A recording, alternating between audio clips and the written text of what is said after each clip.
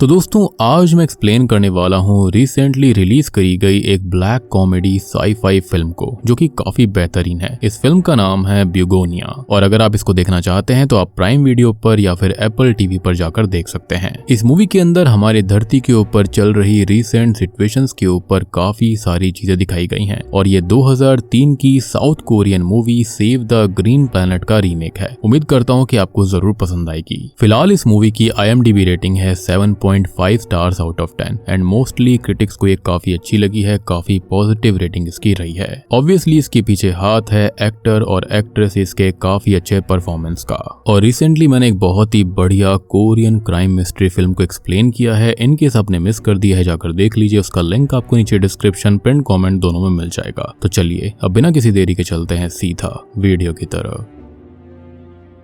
तो कहानी की शुरुआत होती है टेडी और डॉनी नाम के दो दोस्तों को दिखाते हुए, जो कि मैटरनल कजन्स हैं। वो एक फार्म हाउस पर साथ रहते हैं जहां टेडी मधुमक्खियों के साथ साथ बहुत सी चीजों पर सालों से रिसर्च करता हुआ आ रहा है, जहां पर वो एक नतीजे पर पहुंचा है कि अभी इंसान जो है वो टेक्नोलॉजी के गुलाम हो चुके हैं। साथ ही साथ मधुमक्खियों को कोई बीमारी हो गई है जो कि शायद पेस्टिसाइड्स या फिर सरकार की ही बनाई किसी दिक्कत की वजह से हुई होगी। लेकिन अभी मधुमक्खियां जो है अपना घर छोड़ रही हैं, मर रही हैं और ऐसा होने से इंसानों का 1/3 पार्ट ऑफ फूड सप्लाई खत्म हो जाएगा। लेकिन ये सब हो क्यों रहा था? तो असल में टेडी के अनुसार यहाँ धरती पर एलियंस आ चुके हैं जो कि इंसानों को कमजोर कर रहे हैं और उनको एक ट्रैप में फंसा कर रखे हुए हैं। वो इंसानों को अपने हिसाब से चलाने की कोशिश कर रहे हैं ताकि वो उन्हें एक झटके में खत्म कर सके और तब तक रूल तो कर ही रहे हैं। टेडी डॉनी से भी बात करता है कि उन दोनों को कुछ करना होगा और वही इस दुनिया को बचा सकते हैं। उन्हें इंसानों के बीच छिपे हुए एलियंस या फिर उनके कमांडर को ढूंढना होगा और तब तक उन्हें कोई भी डिस्ट्रैक्शन नहीं चाहिए, जहां तक कि उन्हें वासना का भी गुलाम नहीं होना चाहिए, क्योंकि वो अपने लिए पार्टनर ढूंढने, परिवार बनाए, बच्चे पैदा करे और ये भी एक कैद की तरह है। और इसी चीज में इन्वॉल्व एलियंस उनको रखना चाहते हैं और ऐसा ना हो तो वो डॉनी को नपुंसक बनाने वाला इंजेक्शन दे देता है। खैर अब दूसरी तरफ हम देखते हैं एक बहुत ही बड़ी कंपनी यानी कि ऑक्सोलिद बायोमेडिकल की CEO मिशेल फुलर को, जो कि एक 45 साल की सुपर सक्सेसफुल इंडिपेंडेंट लेडी है। वो अकेले रहती है, खुद कंपनी संभाल रही है, अपनी हेल्थ और स्किन का भी बहुत ध्यान रखती है, जिसके लिए वो ढेर सारे पैसे खर्च करती है। बहुत सारा स्टाफ भी रखा हुआ है और कॉम्बैट ट्रेनिंग भी लेती रहती है। मीनवाइल टेडी और डॉनी मार्केट से कुछ सामान लेने जाते हैं, अपनी पूरी तैयारी करते हैं और एक शाम मिशेल को ही किडनैप करने जाते हैं, जिनसे वो थोड़ा बहुत लड़ती भी है,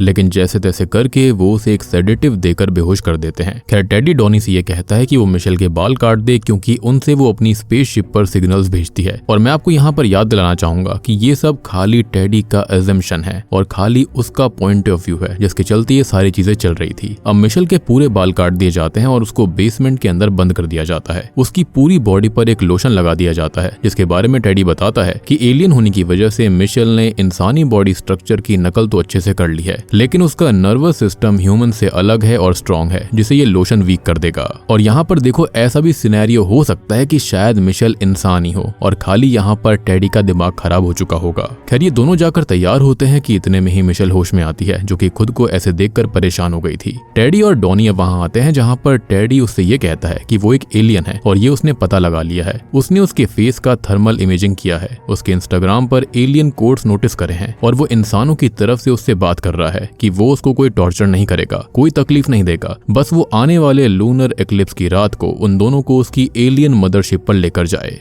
और फिर वो अपने रॉयल लीडर से उनकी बात कराए, जिनसे वो अर्थ को लेकर समझौते की बात करना चाहेंगे। मिशेल को ये सुनकर कुछ भी समझ में नहीं आ रहा होता और वो अपने बालों को देखकर और परेशान हो जाती है, जो कि उन दोनों से कहती है कि वो एक बहुत बड़ी कंपनी की फीमेल CEO है, जिसकी कंपनी बहुत सारे लोगों को रोजगार देती है और अब तक उसे ढूंढने का काम भी शुरू हो चुका होगा, जिसके अंदर जो पुलिस है वो दूसरे देश की पुलिस की भी मदद ले सकती है। फाइनली उसे तो ढूंढ लिया जाएगा, वो सेफ हो जाएगी, लेकिन टेडी और डॉनी को इसकी बहुत ही गंदी वाली कीमत चुकानी पड़ेगी। तो वो अभी उसकी बात माने और ये सब रोक दें। प्लस वो कोई एलियन नहीं है, लेकिन टेडी इन बातों पर यकीन नहीं कर रहा होता और उससे कहता है कि उसके पास सोचने के लिए एक ही रात है और वो उससे अगली सुबह बात करने आएंगे। खैर अब वो उनको काफी रोकने की कोशिश भी करती है, लेकिन वो उसको अंधेरे बेसमेंट के अंदर ही बंद करके निकल जाते हैं। हॉल में आकर दोनों बहुत खुश थे और खाना खाते समय बात कर रहे होते हैं, जहाँ पर वो CCTV के अंदर मिशेल की एक्टिविटी देख रहे होते हैं, जो कि अभी रो रही थी, जिसको देखकर डॉनी को थोड़ा दुख होता है, लेकिन टेडी उसको समझाता है कि वो उस पर ध्यान ना दे। और सबसे बड़ी बात कि वो इंसान नहीं है, एक एलियन है, और अगर इंसान होती भी तो एक बहुत ही बुरी अमीर सीईओ है जिसकी कंपनी की बनाई चीजों से मधुमक्खियां मर रही हैं। मतलब इंसानों का नुकसान ही वो कर रही है। उन दोनों को अर्थ को बचाना होगा और अगले 4 दिन में लूनर एक्लिप्स है जब एलियंस की शिप यहाँ पर आकर वापस जाएगी और उन्हें उस तक पहुंचना होगा। और सबसे बड़ी बात कि वो मिशेल के लिए दुख फील ना करे, जो कि वो खुद फील नहीं कर रहा है बल्कि मिशेल उसको फील करवा रही है अपनी शक्तियों से, क्योंकि वो जानती है कि वो उसे ही देख रहा है। और ऐसे ही एलियंस इंसानों को मैनिपुलेट करते हैं, कंट्रोल करते हैं। खैर अब इसके बाद डॉनी सोने चला जाता है और अब टेडी को एक विजन आता है जिसके अंदर वो अपनी मदर के साथ था और वो बहुत बीमार हो रखी थी, जिनको ढेर सारे इंजेक्शन लगे हुए थे जो कि ये बता रही थी कि वो बीमारी बनाते हैं और वही इलाज भी बनाते हैं और दोनों से फायदा लेते हैं। टेडी की माँ उनका पूरा प्लान जानती है, पर वो जो भी कर रही है टेडी के लिए कर रही है, जो ख्याल रखे कि कभी वो पकड़ा ना जाए। और अब वो हवा में फ्लोट होने लगती हैं। खैर अगली सुबह टेडी अपने काम के लिए निकल जाता है जो कि पैकेजिंग फैसिलिटी में काम करता था, और रास्ते में उसे कैसी नाम का एक शेरिफ मिलता है जो कि बचपन में टेडी का बेबी सीटर हुआ करता था। लेकिन दोनों के बीच में चीजें सही नहीं थी। अब टेडी ने उससे बात करना बहुत अरसे से छोड़ रखा था, लेकिन कैसी बात करने आया था और ये कहता है कि वो पहले सही नहीं था, जिसका अफसोस उसे होता है। और अभी उसे टेडी की काफी फिक्र होती है, जिस पर टेडी ये बोलता है कि फिलहाल वो व्यस्त है, तो वो थोड़े दिन बाद आकर उससे बात करेगा। खैर काम पर वो अपनी एक ओल्ड को वर्कर टीना से बात करता है जिसके हाथ में गलत मशीन की वजह से चोट आ गई थी और उसको इलाज का पैसा भी नहीं मिला था। उल्टा कम काम होने की वजह से उसकी सैलरी तक काट ली गई थी और वो अभी तक हाथ के पेन से परेशान रहती है, जिस पर टेडी ये कहता है कि कंपनी ने उसके साथ में सही नहीं किया और उसे अपना स्टैंड लेना चाहिए, लेकिन वो ऐसा भी नहीं कर पा रही थी। खैर आगे वो ये कहता है कि जल्दी ही सब कुछ ठीक हो जाएगा और जो जुल्म उन पर हुए हैं वो उन सब का हिसाब करेगा। खैर थोड़ी देर के बाद में टेडी घर आता है और मिशेल के पास जाता है, जिसको उसने रात में ही एक रिकॉर्डर दिया था और ये बोला था कि वो इस पर अपने रॉयल लीडर्स के लिए मैसेज रिकॉर्ड करे। और अभी वो एक मैसेज रिकॉर्ड कर भी देती है कि वो एक एलियन है एंड ऑल। लेकिन टेडी ये बोलता है कि वो इन सबको मजाक समझ रही है, ये मैसेज झूठ है, क्योंकि इसमें उसने अपनी सीक्रेट एलियन लैंग्वेज का इस्तेमाल नहीं किया। लेकिन मिशेल परेशान होकर कहती है कि वो एलियन है ही नहीं और जैसा टेडी ने बोला वो कर चुकी है और उसे क्या चाहिए, पैसे, इंटीमेसी। जिस पर वो ये कहता है कि उसे ये ट्रैप वाली चीजें नहीं चाहिए और वैसे भी वो खुद को और डॉनी को नपुंसक बना चुका है। वो उसको काफी समझाने की कोशिश करती है कि वो ये सब सोचता है और इंटरनेट पर कॉन्स्पिरेसी थ्योरी वाली चीजों को सच मानने लगा है, जबकि ऐसा बिल्कुल नहीं है। और अब वो काफी गुस्सा होने लगता है और उसकी बातें सुनकर मिशेल कह देती है कि वो मेंटली इल है, जिस पर भड़क कर वो मिशेल को जोर से थप्पड़ मारता है। अब वो और डॉनी हॉल में आते हैं जहां पर वो डॉनी को बताता है कि कैसे उसने उस एलियन गैलेक्सी की ऑनलाइन मिली जानकारी को रीड करके और यूट्यूब पर कुछ चीजें देखकर उस एलियन शिप के बारे में स्टडी करी है और उसके आगे खुद ही स्टडी करके एक 3D रेंडर बनाया है कि वो स्पेसशिप कैसी होगी और कैसे काम कर रही होगी। वो कहता है कि ये स्पेसशिप बहुत तेज स्पीड से तो चलती ही होगी, साथ ही साथ वहां पर एक केमिकल एटमॉस्फेयर होगा जिसमें जाते ही वो एलियन उन दोनों के मन की बातें सुन सकेंगे, तो उनको अपना दिमाग शांत और क्लियर रखना होगा। अब डॉनी ये कहता है कि क्या वो स्पेसशिप में रहेंगे, जिस पर वो कहता है कि नहीं, वो वहां पर कुछ ही घंटों के लिए जाएंगे, बाकी रहना तो उनको अर्थ पर ही है क्योंकि वो सब कुछ ठीक कर चुके होंगे। खैर अब डॉनी आगे ये बताता है कि जब से उसने वो इंजेक्शन लिया है तब से उसको काफी वियर्ड फील होता है, उसे पागलपन और सैडनेस का एहसास बार बार हो रहा है। क्या ये टेडी के साथ भी होता है? जिस पर टेडी एग्री करता है और बोलता है कि जल्दी ही सब कुछ नॉर्मल हो जाएगा। एंड देखो टू बी ऑनेस्ट, अभी तक तो मुझे ऐसा लग रहा था कि डॉनी और टेडी का दिमाग खराब हो चुका था, स्पेशली टेडी का। अब ये दोनों ही मिशेल से बात करने जाते हैं जहां पर वो सीधा बोलने लगती है कि चलो शुरुआत से शुरू करते हैं। अब वो बिल्कुल सच बोलेगी और सच ये है कि हाँ वो एक एलियन है और वो खुद एडमिट कर रही है और वो यहाँ से निकलना चाहती है। टेडी को ऐसे कन्फेशन चाहिए ही नहीं थे क्योंकि उसे ऐसा लगता है कि वो फोर्सफुली ये बोल रही है और अब वो उसे इलेक्ट्रिक शॉक देने की तैयारी करने लगता है। इससे वो बहुत डर जाती है जो उससे रहम की भीख मांग रही थी, लेकिन वो उसकी एक नहीं सुनता और एक के बाद एक बहुत तेज झटके देने लगता है। अब मिशेल दर्द से चिल्लाने लगती है, रोने लगती है, लेकिन टेडी रुकने का नाम नहीं लेता। यहाँ पर म्यूजिक सिस्टम भी प्ले हो रखा था लेकिन उसके सिग्नल ब्रेक होने लगते हैं, जबकि वो FM से कनेक्टेड है भी नहीं। अब टेडी मिशेल को शॉक देते ही जा रहा था और अब एक पॉइंट पर आकर इलेक्ट्रिक आउटपुट बहुत ज्यादा बढ़ जाती है, तो डॉनी मशीन बंद कर देता है क्योंकि ऐसे तो मिशेल मारी जाएगी। टेडी मिशेल के पास जाता है और उसके हाथ पैर खोलकर उससे माफी मांगता है कि वो उसे एक मामूली कमांडर समझ रहा था, लेकिन वो खुद ही एलियंस की रॉयल ब्लड है, लीडर है, इसलिए आउटपुट इतना ऊपर जंप कर गया था। एनीवेज अब हम टेडी का एक और विजन देखते हैं जहां पर उसने अपनी माँ की हवा में फ्लोट होती हुई बॉडी को पकड़ा हुआ था कि तभी मिशेल उससे ये कहती है कि उसकी माँ की हालत उसकी वजह से ऐसी हुई है। उनको दवाई के अंदर कोई दिक्कत थी जिसको वो ठीक कर देंगे और अगर ठीक ना भी हुई तो दवाई को ही बंद कर देंगे और तब तक टेडी के इलाज का पूरा खर्चा उसकी कंपनी उठाएगी और टेडी का भी वो लोग फाइनेंशियल बैकअप संभाल लेंगे। खैर अब आता है अगला दिन और लूनर एक्लिप्स के अंदर खाली एक दिन बाकी था। आज टेडी मिशेल को बेसमेंट से आजाद कर देता है, उसको नहाने देता है, अपनी माँ के पुराने कपड़े पहनने देता है और खाना बनाता है। वो कहता है कि मिशेल खुद एलियंस की रॉयल ब्लड है जिसका वो सम्मान करता है और उसे रॉयल ब्लड से ही बात करनी थी, तो वो दोनों अब अपनी अपनी प्रजाति के बारे में बात करेंगे। खैर अब वो लोग थोड़ी नॉर्मल बात करते हैं जहाँ पर वो बताता है कि आखिरी 5 सालों में उसने बहुत सारी आइडियोलॉजीज अपनाई हैं और फाइनली वो यहाँ तक पहुंचा है। बातों ही बातों में मिशेल बताती है कि वो पहले मधुमक्खियां पाला करती थी और उनके बारे में उसे भी काफी जानकारी है। अब यहाँ टेडी कहता है कि बीस को CCD कॉलोनियल कोलैप्स डिसऑर्डर हो रहा है जिससे कि वो भटक रही हैं और भटक कर खत्म हो रही हैं, जिस पर वो क्लियरली कहती है कि टेडी ये कहना चाहता है कि ये सब मिशेल की कंपनी में बनने वाली चीजों से हो रहा है, लेकिन ये तो साबित नहीं हो पाया। ऊपर से टेडी की रिसर्च भी काफी पुरानी है क्योंकि मधुमक्खियां वापस आ रही हैं, अपने नेचर में फिर से रह रही हैं। खैर मिशेल आगे ये कहती है कि टेडी एक बेकार से बात को मुद्दा बनाने की कोशिश कर रहा है। वो ये चाहता है कि बीज मर जाएं, खत्म हो जाएं, जिससे कि वो मिशेल को उसका जिम्मेदार बता सके। और सबसे बड़ी बात कि कोई भी स्पीशीज कैसे भी खत्म हो सकती है, प्रजनन ना हो पाने से, नेचर चेंज होने से, या फिर कभी कभी तो बस ऐसे ही उनको लगता है कि अब उनकी जरूरत नहीं है और वो खुद ही विलुप्त हो जाते हैं। और ये बात काफी हद तक सच भी है। अब ये बात चली रही थी कि तभी मिशेल सैंडी का नाम लेती है जो कि असल में टेडी की माँ थी और उसको एक बीमारी थी जिसकी दवाई मिशेल की कंपनी बना रही थी। और एक्सपेरिमेंट के लिए टेडी की माँ ने खुद को एनरोल भी किया था जिसके बदले में उसे पैसे मिले। और जब मेडिसिन फेल हुई तो टेडी काफी यंग था और उसे मुआवजा भी दिया गया था, लेकिन अब वो ये कहती है कि शायद वो कम था और वो उसे वैसे हेल्प नहीं कर पाई तो अब कर देगी। लेकिन टेडी अपनी माँ के बारे में सुनकर गुस्सा हो जाता है और उस पर हमला करने लगता है। उन दोनों के बीच हाथापाई हो जाती है जिसमें डॉनी मिशेल को शॉट गन के हैंडल से मारकर बेहोश कर देता है।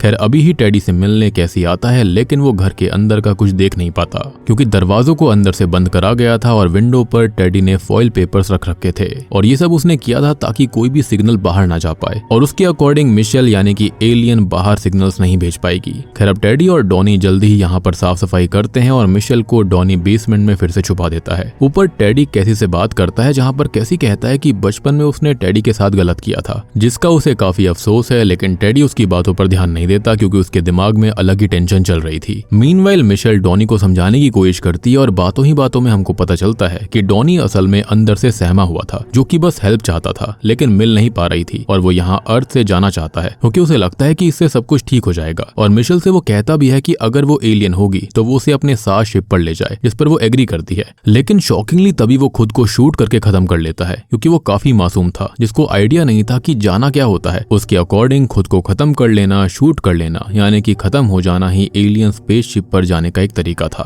खैर अब गनशॉट की आवाज पर कैसी रिएक्ट करता है, लेकिन टेडी उसे भी पीट पीट कर खत्म कर देता है। अब टेडी मिशेल के पास जाता है और डॉनी की लाश देखकर टूट जाता है और गुस्से में मिशेल पर गन पॉइंट कर देता है जिसको वो खत्म करने ही वाला था। लेकिन मिशेल ये कहती है कि टेडी की माँ अभी कोमा में है, उस पर सबसे पहले एक्सपेरिमेंट शुरू हुआ था और वो एलियन एक्सपेरिमेंट का पार्ट थी जिसके अंदर के कोड्स को वो चेंज कर रहे हैं। एक्सपेरिमेंट पूरा होने में 4-5 साल लग जाएंगे, तब तक वो कोमा के अंदर रहेगी। लेकिन अगर उसे एक खास दवाई दी जाए तो वो एक्सपेरिमेंट रुक जाएगा जिससे कि वो कोमा से बाहर आ जाएगी। वो आगे कहती है कि उसकी गाड़ी में एक केमिकल की बोतल के अंदर वो दवाई छुपाई गई है। खैर अब टेडी उस दवाई को लेकर तुरंत ही हॉस्पिटल जाता है कि इतने में ही यहाँ पर मिशेल खुद को आजाद करने की कोशिश करती है जिसको डॉनी की पॉकेट से चाबियां मिल गई थी और वो खुद को फाइनली आजाद कर लेती है। अब उसे यहाँ का एक सीक्रेट रूम मिलता है जहाँ जाने पर वो देखती है कि ये टेडी का रिसर्च बेस है और वो बहुत टाइम पहले से मिशेल को ट्रैक कर रहा था। यहाँ पर वो और भी लोगों को ला चुका है जिन्हें सेम मिशेल की तरह रखा गया था, लेकिन वो सभी मारे गए या फिर उन्हें उसने मार डाला, जिनकी बॉडी भी उसने यहीं पर रखी हुई है। उसने उनके सर हाथ काट कर अलग अलग रखे हुए थे और बॉडी को एग्जामिन भी किया है। ये सब देखकर मिशेल के होश उड़ जाते हैं। मीनवाइल हॉस्पिटल के अंदर टेडी अपनी माँ को उस दवाई का इंजेक्शन लगा देता है, लेकिन इससे वो मारी जाती हैं क्योंकि ये दवाई थी ही नहीं।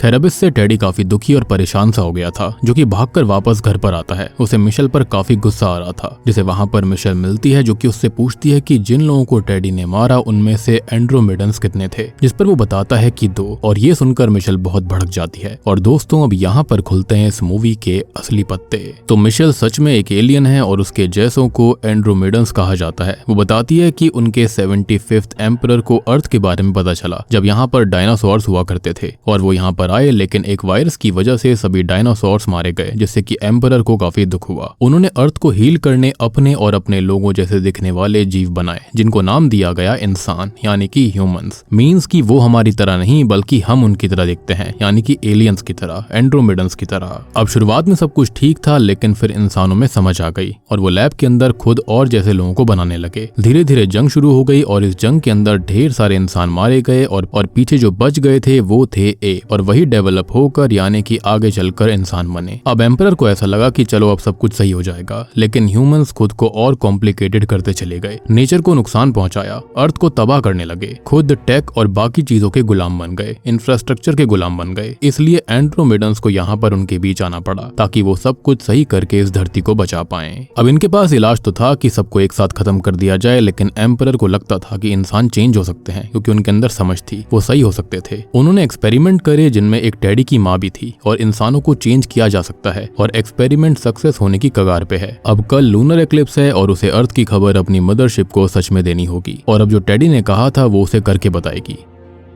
अगले दिन लूनर एक्लिप्स के दिन वो उसे ऑफिस लाती है, जहां पर वो साथ में डॉनी की लाश भी लाया था ताकि वो उसके साथ रहे, लेकिन लाश कार में रखनी पड़ती है। वो दोनों अब मिशेल के कैबिन तक आते हैं और वो ये बताती है कि यहाँ पर रखी गई जो क्लोजेट है वो एक टेलीपोर्टर है, जिससे कि वो अपनी शिप पर जाती है और वो 58 डिजिट कोड से उसे एक्टिव करती है, जो कोड उसे अपने डिवाइस में डालना होता है, जो कि कैलकुलेटर की तरह दिखाई देता है ताकि इंसानों को शक ना हो। अब टेडी डॉनी को अपने साथ लाने के लिए बोलता है, तो मिशेल ये बोलती है कि वो किसी को भेजकर डॉनी को ले आएंगे और शायद फिर उसे जिंदा भी किया जा सकता है। टेडी कहता है कि वो अपने ऊपर बॉम्ब बांधकर लाया है, यानी कि बॉम्बर जैकेट को, ताकि मिशेल कोई भी चालाकी ना कर पाए। अब टेडी पहले क्लोजेट में जाता है और मिशेल क्लोजेट से दूर हट जाती है क्योंकि ये उसकी चाल थी, जिसके साथ ही क्लोजेट में ब्लास्ट होता है और टेडी के चिथड़े उड़ जाते हैं। उसका सर आकर मिशेल से टकराता है, जिससे वो भी बेहोश हो गई थी। लेकिन अब तक धमाके की आवाज से ऑफिस स्टाफ और पुलिस वहां पर आकर मिशेल को रेस्क्यू करते हैं। अब वो उसे हॉस्पिटल ले जा रहे थे, लेकिन तभी वो होश में आ जाती है। अब पुलिस ऑफिसर ये बोलता है कि मिशेल ने टेडी को क्लोजेट में बंद करने की ट्रिक खेलकर अच्छा किया, और हो सकता है ये पुलिस ऑफिसर भी एलियन ही होगा, जिससे मिशेल की जान बच पाई थी। और टेडी के ऊपर लगे हुए बॉम्ब्स उसकी बॉडी हीट या फिर फ्रिक्शन से ब्लास्ट हो गए। माइट भी यहाँ पर ऐसा हो भी सकता है कि ये नॉर्मल ऑफिसर होगा, लेकिन मेरा तो शक है कि पक्का ये एलियन ही है। अब मिशेल जल्दी से उठती है और एम्बुलेंस से निकलकर भागकर जल्दी से सीधा अपने ऑफिस जाती है, जहाँ पर वो क्लोजेट में गई थी। और अब तक हमको ऐसा लग रहा था कि शायद ये इंसान ही थी, क्योंकि अब तक उसने टेडी को खाली यहाँ पर फंसाया था। लेकिन शॉकिंगली हम देखते हैं कि वो सच में एक टेलीपोर्टर ही था, जिससे कि टेलीपोर्ट होकर वो अपनी मदरशिप पर आती है। और ये शिप दिखने में ठीक बिल्कुल वैसी ही थी जैसे कि टेडी ने अपनी रेंडर मशीन के अंदर बनाई थी।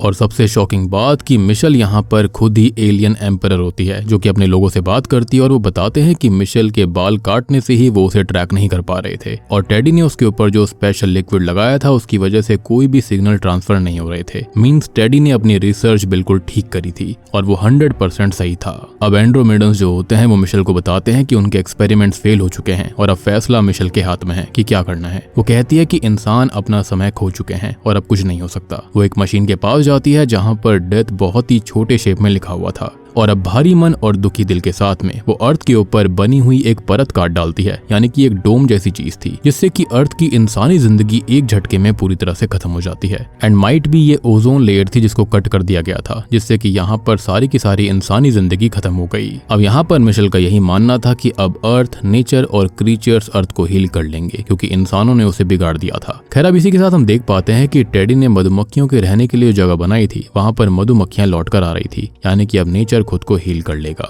और बूम, और इसी के साथ में ब्यूगोनिया फिल्म यहीं पर खत्म हो जाती है। तो दोस्तों ये थी ब्यूगोनिया फिल्म की कहानी। उम्मीद करता हूँ कि आपको मूवी और एक्सप्लेनेशन पसंद आई होगी। देखो यहाँ पर आपको एक चीज लग रही होगी कि आखिरकार क्लोजेट जो था वो पोर्टल तो था, तो उसके अंदर ब्लास्ट कैसे हो गया। तो बेसिकली वो हीट की वजह से हुआ था और यही मिशेल का प्लान था। वो जानती थी कि पोर्टल काफी स्ट्रॉन्ग है और जो यहाँ पर बॉम्बर जैकेट है वो इतनी कैपेबल नहीं है कि पोर्टल को खराब कर सके। तो मिशेल का प्लान यहाँ पर काम आया। उसने इजिली इंसानों को चकमा दे दिया। अल्टीमेटली उनको इन लोगों ने ही बनाया था। लेकिन यहाँ पर टेडी की जो पूरी की पूरी रिसर्च थी वो बिल्कुल सही थी, सब कुछ सही था। बस यहाँ पर वो ये भूल गया था कि उसे एलियन पर बिल्कुल भरोसा नहीं करना था, जो कि उसने कर दिया। बाकी इस मूवी के अंदर काफी सारी चीजों के बारे में बात करी गई है जो कि आजकल हो भी रहा है। काफी सारी चीजों के चलते एनवायरनमेंट खराब हो रहा है। कई लोग इसको डेवलपमेंट मानते हैं, लेकिन ये डेवलपमेंट नहीं है, बल्कि इसको हम कहेंगे हम उल्टा जा रहे हैं। आई मीन बिल्डिंग खड़ी करने के चक्कर में सारे के सारे फॉरेस्ट को काट देना, एनवायरनमेंट को नुकसान पहुंचाना, ये कहाँ की लग्जरी हुई। आई मीन ये तो वाली बात हो गई कि जंगल को काट कर वहां पर बहुत अच्छी अच्छी बिल्डिंग बना दो और सामने गार्ड गार्डन और स्विमिंग पूल बना दो और फिर उसको लग्जरी के नाम पर बेचो कि ये नेचर्स होम है, जबकि ऐसा बिल्कुल नहीं था। वहां पर नेचर्स होम पहले से ही था, इंसानों ने उसे फायदे के लिए काट डाला। तो उम्मीद करता हूँ कि आपको ये मूवी पसंद आई होगी। पसंद आई है तो वीडियो को लाइक कर दीजिए, चैनल के ऊपर नए हो तो सब्सक्राइब कर लो और murder report Korean crime history film को देखना बिल्कुल मत भूलना, काफी बढ़िया फिल्म है। उसका लिंक आपको नीचे डिस्क्रिप्शन पिन्ड कमेंट में मिल जाएगा। तो मैं आप सबको मिलता हूँ अगली वीडियो के साथ में, तब तक के लिए